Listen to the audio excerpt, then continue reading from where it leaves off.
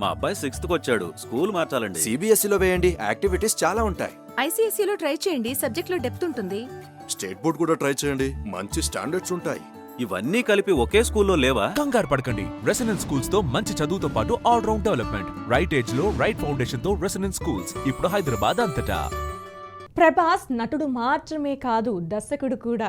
ఇదెక్కడి twist! Rebel star Prabhas ప్రస్తుతం pan India star గా చలామణి అవుతూ భారీ పాపులారిటీ సొంతం చేసుకుంటున్నారు.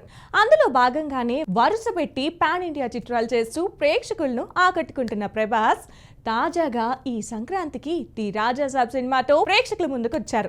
సైకాలజికల్, కామెడీ, హారర్ ఎలిమెంట్స్ తో ప్రేక్షకుల ముందుకు వచ్చిన ఈ సినిమా మిక్స్డ్ టాక్ తెచ్చుకున్నప్పటికీ ప్రభాస్ కారణంగానే ఈ సినిమాకు కలెక్షన్లు బాగా వస్తున్నాయనే వార్తలు కూడా వినిపిస్తున్నాయి. ప్రస్తుతం ఈ సినిమా మంచి కలెక్షన్లు సొంతం చేసుకొని దూసుకుపోతున్న నేపథ్యంలో ప్రభాస్ గురించి ఒక కీలక విషయాన్ని బయటపెట్టారు డైరెక్టర్ మారుతి.